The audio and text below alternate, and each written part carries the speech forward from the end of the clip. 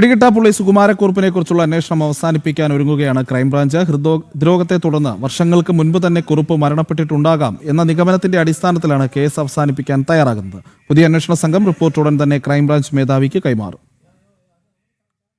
42 വർഷക്കാലം നീണ്ട അന്വേഷണത്തിനും ദുരൂഹതകൾക്കുമൊടുവിലാണ് കേസ് അവസാനിപ്പിക്കാൻ ക്രൈംബ്രാഞ്ച് തയ്യാറെടുക്കുന്നത്. ഹൃദ്രോഗത്തെ തുടർന്ന് വർഷങ്ങൾക്ക് മുമ്പ് തന്നെ കുറുപ്പ് മരണപ്പെട്ടിട്ടുണ്ടാകാമെന്നതിന്റെ അടിസ്ഥാനത്തിലാണ് കേസ് അവസാനിപ്പിക്കുന്നത്. തീരുമാനമാകാത്ത കേസുകൾ തീർപ്പാക്കുന്നതിന്റെ ഭാഗമായി ക്രൈംബ്രാഞ്ച് 2 മാസക്കാലം മുമ്പ് വീണ്ടും അന്വേഷണം ആരംഭിച്ചിരുന്നു. IG അജിത ബീഗത്തിന്റെ നേതൃത്വത്തിലുള്ള സംഘമാണ് അന്വേഷണം ആരംഭിച്ചത്. ഇതിനിടയിൽ കൊൽക്കത്തയിലെ ഒരു ആശുപത്രിയിൽ വർഷങ്ങൾക്ക് മുമ്പ് ഹൃദ്രോഗത്തിന് ചികിത്സയ്ക്കായി കുറുപ്പ് എത്തിയിരുന്നുവെന്ന വെളിപ്പെടുത്തലുണ്ടായി. ഇതിന്റെ അടിസ്ഥാനത്തിൽ മലയാളിയായ നഴ്സ് രത്നമ്മ നൽകിയ മൊഴിയുടെ അടിസ്ഥാനത്തിൽ കുറുപ്പ് മരിച്ചിട്ടുണ്ടാകാമെന്ന നിഗമനത്തിലേക്ക് ക്രൈംബ്രാഞ്ച് എത്തുന്നത്.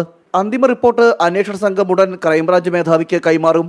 1984 ജനുവരി 22-ാം തീയതിയാണ് സുകുമാരക്കുറുപ്പ് എന്ന പിടികിട്ടാപ്പുള്ളി വാർത്തയിൽ ഇടം നേടിയത്. സ്വന്തം പേരിലുള്ള ഇൻഷുറൻസ് തുക തട്ടിയെടുക്കുന്നതിനായി താൻ മരിച്ചെന്ന് വരുത്തി തീർക്കാൻ തന്റെ രൂപസാദൃശ്യമുള്ള ചാക്കോയെ കഴുത്തു ഞെരിച്ചു കൊന്ന ശേഷം കാറിലിട്ട് ചുട്ടരിക്കുകയായിരുന്നു. കൊലപാതക ശേഷം നാടുവിട്ട സുകുമാരക്കുറുപ്പിനായി ലോക്കൽ പോലീസും ക്രൈംബ്രാഞ്ചും നാടൊട്ടുക്ക് വലവിരിച്ചെങ്കിലും സുകുമാരക്കുറുപ്പ് അജ്ഞാതനായി തുടരുകയായിരുന്നു. ജനം, തിരുവനന്തപുരം.